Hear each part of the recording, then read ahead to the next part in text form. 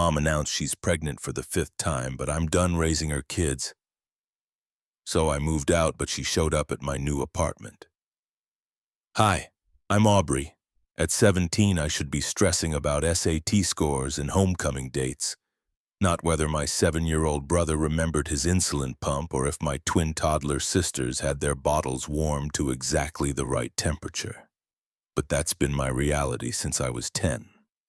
When my father disappeared one Tuesday morning and my mother decided that creating more life would somehow resurrect the one that had died inside her. Aubrey, can you get the twins dressed while I fix breakfast? Mom's voice drifted from the kitchen, carrying that familiar exhausted tremor it had worn for years like a second skin. I'm trying to finish my college essay, Mom. Early decision deadline is today. I shot back, my fingers flying across my laptop keyboard at our scratched dining table. My 13-year-old brother Cameron appeared in the doorway, his backpack already slung over one shoulder. I can help with Sophia and Isabella, he offered, his voice barely above a whisper. I shook my head, not looking up from my screen. No, you need to check your blood sugar and pack your lunch. I've got this. But you always have it, Cameron said, and something in his tone made me pause. His eyes held a weariness that no 13-year-old should carry. You look exhausted. I was up until 3 finishing my AP biology lab report, I admitted, rubbing the grit from my eyes. My contacts felt like sandpaper. Mom shuffled in, her faded robe barely closing over her slightly rounded stomach. Girls, boys, everyone. Living room. Now, where's Andrew? And where are the twins? Andrew's in the bathroom. The twins are still asleep, Cameron reported with the precision of a military officer. Can this wait, Mom? Please. This essay determines my entire future, I pleaded, gesturing desperately at my laptop screen, where my cursor blinked mockingly at me. This won't take long, sweetheart. Mom lowered herself heavily onto the couch. I went to see Dr. Morrison yesterday. Something in her voice made my stomach drop. I looked up from my laptop, really looked at her. Are you sick? No, honey. A strange, almost dreamy smile spread across her face. I'm pregnant.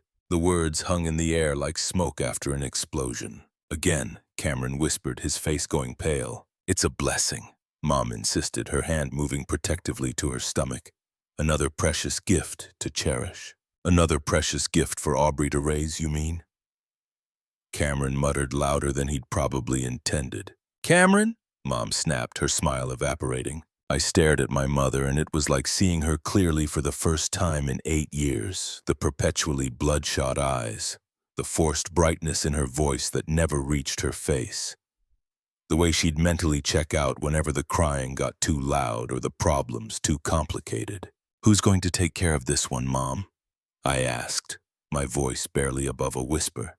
We all will as a family, the way families do, she said, but her eyes were fixed on the wall behind my head. No, I said, and the word felt like breaking through glass. I won't. Mom's head snapped toward me like I'd slapped her. Excuse me? I'm 17 years old. I've been a parent since I was 10. I've changed more diapers than you've probably changed in your entire life. I've missed winter formals, study sessions, sleepovers, and approximately 2,000 hours of sleep to take care of your children. Our family, she corrected sharply. No, your children, your responsibility. I closed my laptop with a definitive click. I love my siblings more than almost anything, but I can't do this anymore. I won't do this anymore. Aubrey, don't be so dramatic. We need you here. That's exactly the problem, Mom. You need me. You've built your entire life around needing me to be the adult you refuse to be. My phone buzzed against the table. A text from my best friend Zoe. Still picking you up in 20. Coffee run before school. I'm moving out, I said. And as the words left my mouth, they felt like the truest thing I'd ever spoken. What? Where would you even? Mom actually laughed, a nervous, high-pitched sound. You can't be serious. Zoe's parents offered me their guest room. They did it months ago. Actually, I just wasn't ready to accept until now.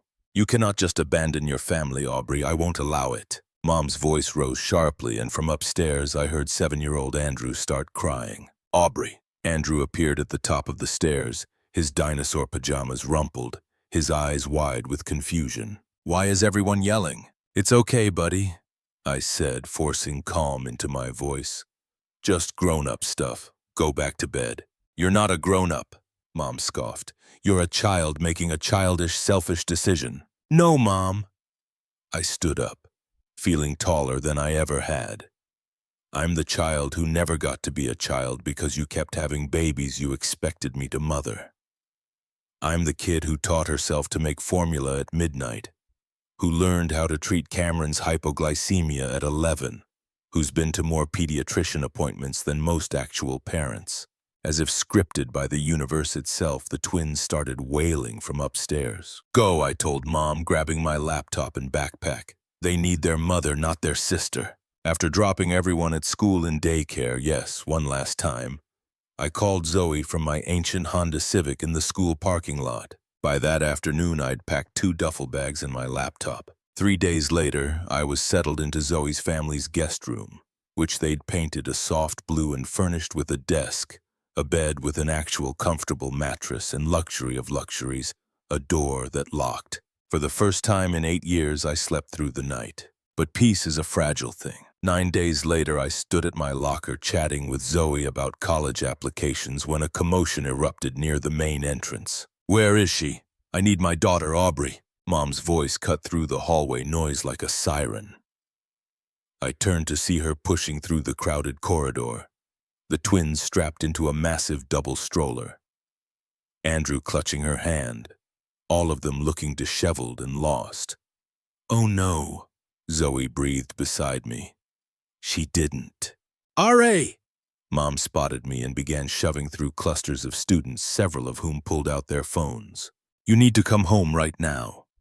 The twins haven't stopped crying since you left. Andrew wet the bed last night because you weren't there to remind him to use the bathroom before bed. Cameron's blood sugar's been all over the place. Zoe stepped partially in front of me. Mrs. Brennan, you can't just show up at school like this. Stay out of family business, Mom snapped, her face flushed and her hair unwashed. Aubrey, get your things, we're leaving. Is there a problem here? Mr. Kowalski, my English teacher, approached with concern written across his face. Yes, Mom said, tears suddenly streaming down her cheeks. My daughter abandoned her family when we need her most. She just left us. Students were gathering now, phones recording, whispers spreading like wildfire. My face burned with humiliation. I could already imagine the TikToks. Teenage girl abandons her siblings. Drama in the hallway. Mom, you need to leave now. This isn't the place, I hissed. When is the place? You blocked my number. You won't answer texts. You've ghosted your own family. Mrs. Brennan. Mr. Kowalski intervened gently but firmly. Let's take this to the administrative office. This isn't appropriate. As we walked, Mom pushing the stroller, Andrew clinging to her shirt, Mr. Kowalski leading, me trailing behind with Zoe at my side. Andrew broke free and ran back to me, wrapping his arms around my waist. I miss you, Aubrey. Why don't you live with us anymore? I miss you too, buddy, I whispered, fighting back tears. But I had to. It's complicated. In Principal Warren's office, Mom continued her performance. She just vanished. No warning, no discussion. She abandoned 4 children who depend on her. That's not true, I countered, my voice shaking. I told you I was leaving. I told you I couldn't do it anymore. You just didn't believe me because you've never actually heard me. Miss Brennan, Principal Warren said, his hands folded on his desk. Your mother indicates you've been helping care for your siblings quite extensively. Helping? The word came out as a bitter laugh. I've been their primary caregiver since I was 10 years old. I'm the one who gets up at 2 a.m. when the twins have nightmares. I'm the one who monitors Cameron's glucose levels. I'm the one who makes lunches, schedules dentist appointments, attends parent-teacher conferences. That's absurd, Mom interrupted. I'm their mother. I do all those things. Really? I turned to face her directly. When was the last time you took Cameron to his endocrinologist? When was his last A1C test? What's his current insulin-to-carb ratio? Mom stared at me blankly. It's 115, I said quietly. It's been that for 6 months. His last A1C was 7.2, which is too high, by the way. His appointment is in 2 weeks on Tuesday at 3:30 with Dr. Patel. Mr. Kowalski shifted uncomfortably in his seat. Mrs. Brennan, Principal Warren said carefully, how many children do you have? 4, soon to be 5, she said, placing a protective hand over her stomach. Principal Warren's eyebrows lifted noticeably. And you expect Aubrey to help manage all of their care? She's always been so natural with them, so capable. I just need a little help until I get my feet under me again. It's been 8 years, Mom, I said, my voice cracking. You're never getting your feet under you because you keep having more kids. You're having another baby right now when you can't even take care of the ones you already have. I think we should involve our school counselor, Principal Warren suggested, reaching for his phone. That won't be necessary, Mom said quickly, standing up. Aubrey, get your things. We're going home. This is ridiculous. I'm not going anywhere. You're 17, you're a minor. You have to do what I say. Actually, Mr. Kowalski interjected quietly, there are protocols for situations like this. Resources available. Ms. Rodriguez, the school counselor, arrived within minutes. After hearing both sides, though Mom's version involved a lot of tears and claims that I was being difficult and ungrateful, Ms. Rodriguez asked to speak with me alone. Aubrey, what you're describing is called parentification, she explained gently, her office smelling like lavender and old books. It's a form of emotional abuse where a child is forced to take on parental responsibilities inappropriately. I thought it was just normal, I admitted. You know, oldest kid responsibilities. There's a difference between helping fold laundry and being responsible for a diabetic child's medical care at 11 years old, Ms. Rodriguez said. Have you considered that Child Protective Services might need to be involved? My stomach dropped. I don't want my siblings taken away. I love them. I just want to be 17. I just want to apply to colleges and go to prom and maybe work a part-time job at the mall where my only responsibility is folding t-shirts. There are other options besides removing the children. Family intervention services, parenting support, mandatory counseling. When I emerged from Ms. Rodriguez's office, Zoe was waiting with my backpack. Your mom left, she reported. Right after Ms. Rodriguez mentioned CPS, she grabbed all the kids and basically ran out of here. She'll be back, I sighed. She can't do this without me. She's never had to. That's not your problem to solve, Zoe said firmly. The kids didn't choose this, though, and neither did you, came Ms. Rodriguez's voice. She'd followed me out. Aubrey, the children can be helped through proper channels that don't involve sacrificing your entire adolescence. I've already contacted a family services specialist who works specifically with situations like yours. Her name is Karen Morrison. She'd like to meet with you. That afternoon, I sat in Karen Morrison's cluttered office at Family First Support Center, surrounded by children's drawings on the walls and a shelf full of toys and books. Karen had kind eyes and a non-nonsense demeanor that immediately put me at ease. I don't want revenge, I explained, clutching a cup of chamomile tea she'd made me. I don't want my mom to suffer. I just want her to be an actual parent.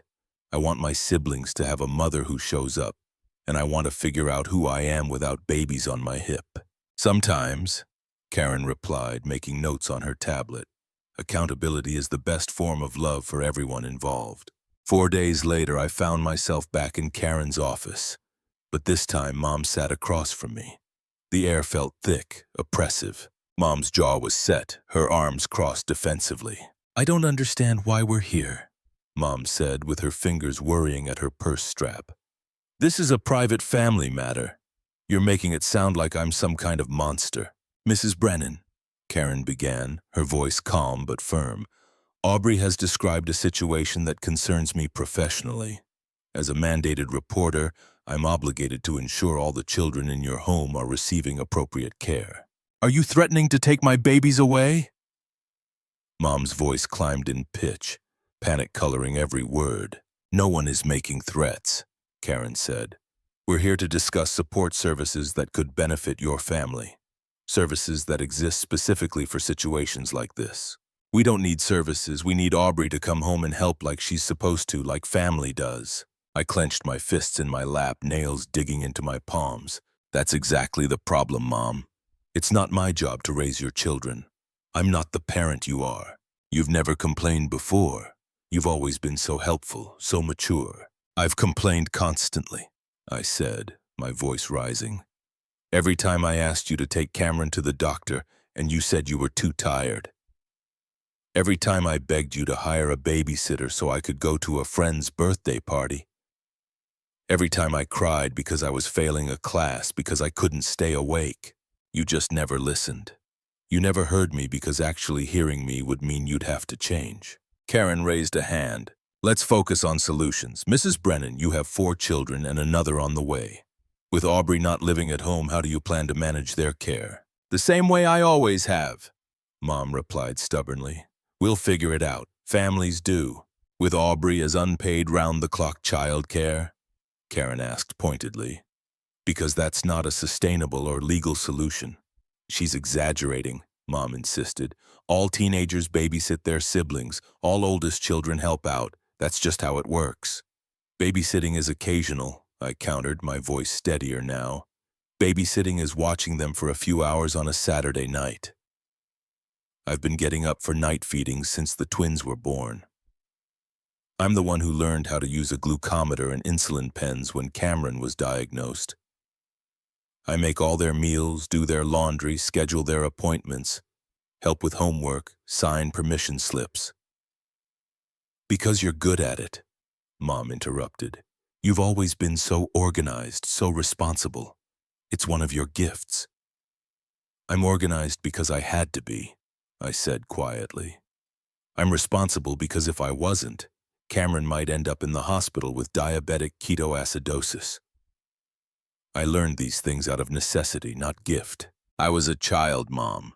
I should have been learning how to do algebra and worrying about boys, not learning medical procedures. Don't be so dramatic. Mrs. Brennan, Karen interjected.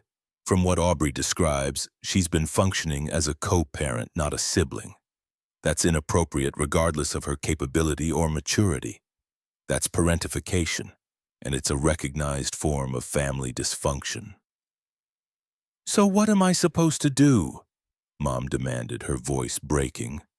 I can't afford childcare for 4 kids. Do you know how much daycare costs? How much babysitters charge? That's exactly my point, Karen said. You can't afford childcare for 4 children, yet you're pregnant with a 5th. There are assistance programs you qualify for. Subsidized childcare, family support services, parenting classes, therapy. I don't need parenting classes, Mom scoffed. I've raised 4 kids. Mom, I said quietly, when was the last time you went to one of Andrew's soccer games? She frowned. I've been busy with the twins. His coach thinks Zoe's mom is his mother because she's the one who shows up every week. Andrew's teacher called me for parent-teacher conferences last month because they couldn't reach you. Cameron's endocrinologist has my cell phone number listed as the primary contact, not yours. Mom's face flushed red. You had no right to go behind my back like this, to air our family's private business to strangers.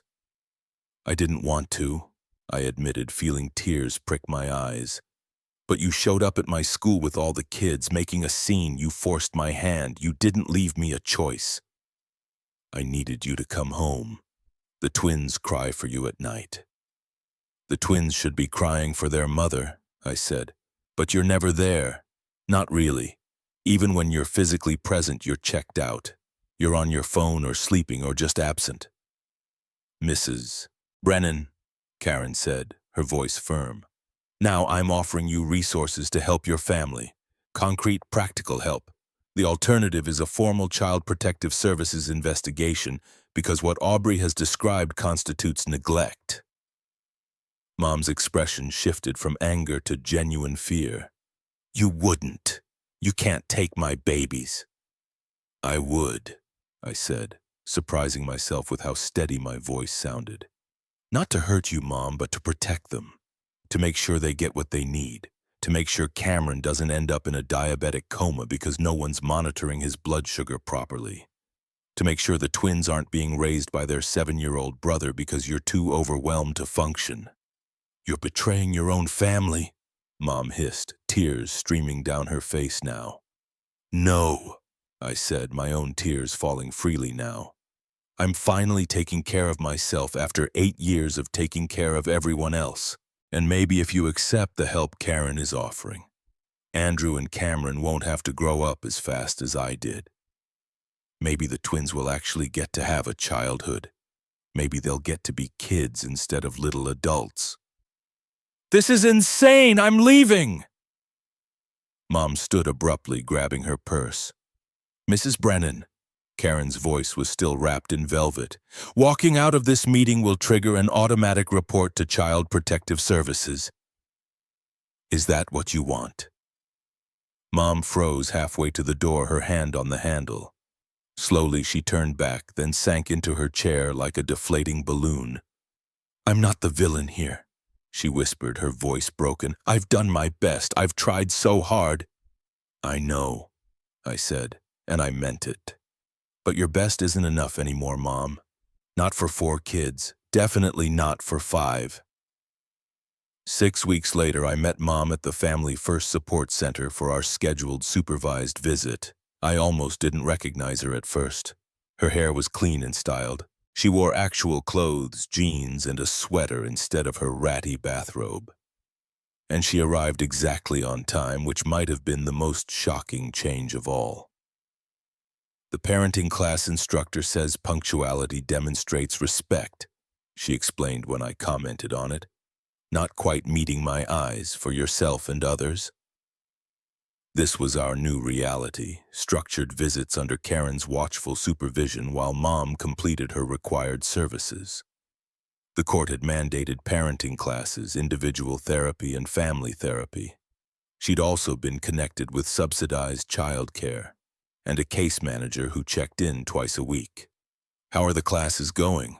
I asked as we settled into the center's family room, which had been decorated to look casual but still felt institutional. Humiliating, she admitted, her hands twisting in her lap. I'm in a room full of teenage mothers and women with addiction histories, learning how to do things I thought I already knew how to do. But, I prompted, but necessary, she said quietly. I didn't realize how much I'd been putting on you until I had to do it all myself. Even with the home care aide coming 3 days a week, even with the twins in daycare, I'm exhausted by bedtime. I don't know how you did it while going to school and maintaining a 4.0 GPA. I didn't sleep much, I said, and I drank a lot of coffee. My therapist says I've been using you to fill the void your father left, Mom said, still not looking at me. That I was trying to create the family I wished I had instead of taking care of the family I actually have. Before I could respond, the door burst open and chaos erupted. Cameron ran straight to me, followed by Andrew, then the twins toddling behind with Karen supervising. Aubrey! Andrew crashed into me with the force of a small meteor. I scored 2 goals at soccer last week. Mom came and saw, Cameron added, actually smiling, and she brought orange slices for the whole team at halftime. I looked at Mom in surprise. You went to his game. The case manager helped me figure out the schedule, Mom said, and I heard something in her voice I hadn't heard in years. Pride. She showed me how to use the calendar app on my phone so I don't miss things anymore. Throughout the visit, I noticed small but significant changes. Mom was more present, making eye contact with the kids instead of staring at her phone. The younger kids seemed less anxious, less clingy. Cameron looked like an actual 13-year-old instead of a miniature adult. The twins still ran to me first, but when Sophia scraped her knee on the play structure, she actually went to Mom for comfort instead of waiting for me to fix it. As our 2-hour visit wound down, Mom pulled me aside while Karen supervised the others. I've been thinking about what you said, Mom began, her voice nervous, about having another baby when I can't properly care for the ones I have. And, I prompted carefully. I'm looking into adoption, she said quietly, for the baby. I'm meeting with an agency next week. I stared at her, completely shocked. That's a huge decision, Mom. It's the right one, she insisted, her eyes finally meeting mine. I can barely handle 4 kids even with all this support. A 5th would push us right back to where we were, with someone, probably you or Cameron, having to pick up my slack. The therapist helped me see that having another baby right now would be selfish. The baby deserves a family that's ready. For the first time in years, I saw my mother as a person instead of just the source of my problems. A broken person trying to piece herself back together. That's really brave, Mom, I said, honestly.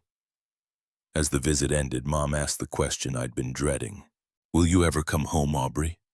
I don't know, I answered because I couldn't lie to her. But this isn't about punishing you. It's about me getting to finish high school without being a parent before I'm old enough to vote. It's about having a life that's mine. Later that evening, I sat on Zoe's family's back porch, watching the sunset paint the sky orange and pink. Zoe's parents were inside making dinner. Her dad was teaching me how to cook actual meals instead of just surviving on pasta and chicken nuggets. Zoe sat beside me, both of us wrapped in blankets against the October chill. Mom asked if I'd come home again, I told her, pulling my blanket tighter. What did you say? Zoe asked.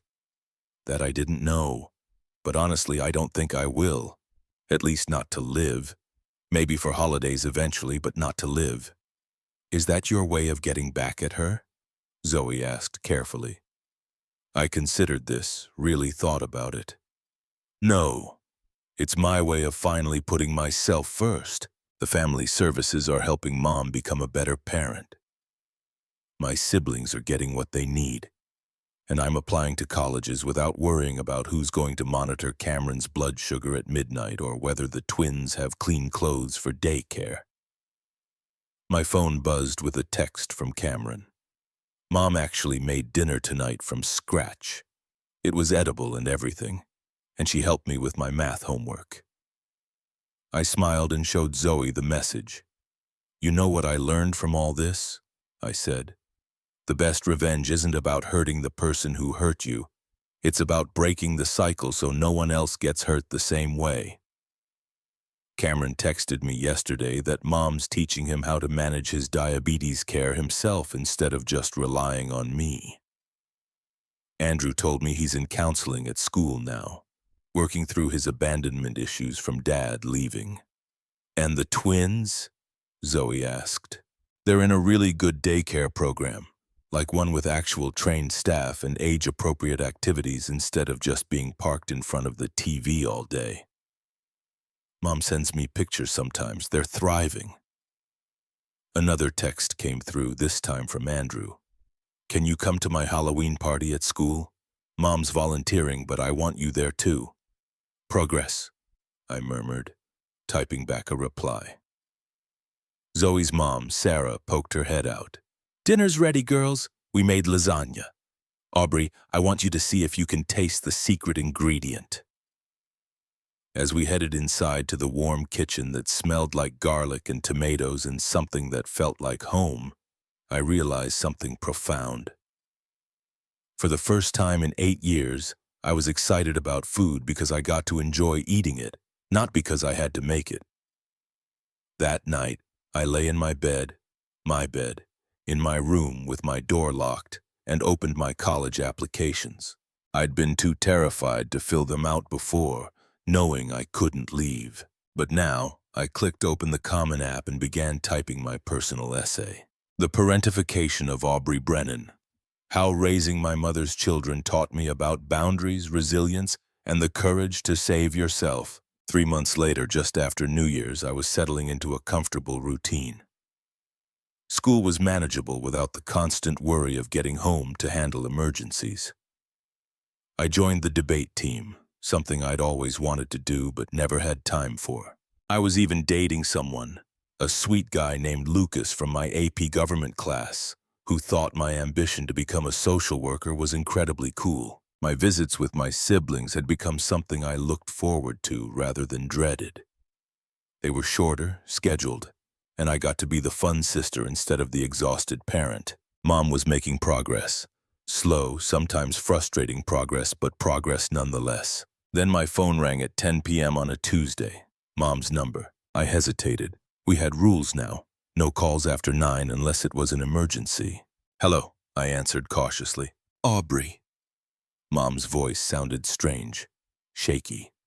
"I need you to meet me at County General Hospital." My stomach dropped. "What happened? Is it Cameron? Did his blood sugar?" "No, the kids are fine. They're with the case manager. It's the baby. I'm in labor." "But you're only what, 7 months?" 29 weeks, Mom said, and I could hear the fear in her voice. "Aubrey, I'm scared. The adoption counselor can't get here until tomorrow, and I don't want to do this alone." I looked at the clock. I had a chemistry test tomorrow morning. I'd been studying for weeks. But I also heard something in my mother's voice I had rarely heard before: vulnerability, real, genuine fear, without manipulation behind it. "I'll be there in 20 minutes, I said. Zoe's parents drove me to the hospital without question. When I walked into the labor and delivery ward, I found Mom in a hospital gown, hooked up to monitors, looking small and scared in the sterile room. "You came?" she whispered. "Of course I came. You're still my mom." I pulled a chair next to her bed. "What did the doctor say?" "They're going to try to stop the labor, but if they can't, the baby will be premature. They said 29 weeks has good survival rates, but..." She started crying. "What if this is my fault? What if the stress of everything, the classes, the therapy, the case manager visits, what if it hurt the baby?" "Mom, no," I said firmly, taking her hand. "Stress doesn't work like that. Sometimes babies just come early." Over the next 6 hours, I sat with her through contractions and medications and doctor consultations. We talked more honestly than we had in years. She told me about the adoption counselor she'd been working with, about the couple who wanted to adopt, a teacher and a nurse who'd been trying for years to have a baby. "They sent me photos of their house," Mom said during a quiet moment. "They have a nursery ready, painted yellow because they said they wanted to be surprised about the gender. They seem so ready, so excited. The way I should have been when I was pregnant with the twins, but I was just terrified." "Why did you keep having babies, Mom?" I asked gently. "After Dad left, why did you have more?" She was quiet for a long time. "Because babies love you unconditionally. Because in those first few months they need you absolutely undarimdas. And I needed to be needed. I needed to matter to someone after your father made it clear I didn't matter to him. But we needed you," I said softly. "Me and Cameron. We needed a mother, not more siblings." "I know that now," she whispered. "My therapist has helped me see that I was trying to heal my abandonment wound by creating people who couldn't abandon me. But babies grow up. They become kids with needs I wasn't equipped to meet. And I just kept running from that reality by having another one. At 4 a.m., the doctors managed to stop her labor. The baby would stay put for now, hopefully gaining a few more crucial weeks. As the immediate crisis passed, Mom squeezed my hand. "Thank you for coming. I know you didn't have to." "I wanted to," I said, surprised to realize it was true. "This doesn't mean I'm moving back home, Mom. But I'm learning that boundaries don't have to mean abandonment. I can support you while still supporting myself." "Karen said something similar in therapy," Mom murmured. "That healthy families have boundaries. That loving someone doesn't mean sacrificing everything for them." As dawn broke through the hospital windows, Mom fell asleep, exhausted. I sat there watching her, this flawed woman who'd caused me so much pain but was genuinely trying to change. Healing isn't linear, Karen had told me. Change isn't a switch that flips. It's a series of small choices made again and again. My phone buzzed. A text from Cameron. "Hope Mom's okay. Let me know when you hear something." I smiled. Even Cameron was learning healthy boundaries, caring without trying to fix everything. I texted back, "She's okay, baby's okay, going home soon, love you." 4 weeks later, I stood in front of the bathroom mirror at Zoe's house, adjusting my dress for the debate team banquet. I'd won 3rd place in the regional competition, my first time competing. Lucas was picking me up in 10 minutes. My phone rang. The adoption counselor. Aubrey, I wanted to let you know your mother gave birth this morning. A healthy baby girl, 6 pounds, 2 ounces. She's in the NICU for observation, but she's doing well. My heart clenched. And Mom? She's doing well too, physically and emotionally. The adoptive parents are here. Your mom asked if you'd like to come meet the baby before she goes home with her new family. I looked at myself in the mirror. I'd come so far. I'd reclaimed my life, my identity, my future. But I also understood now that healing didn't mean cutting off.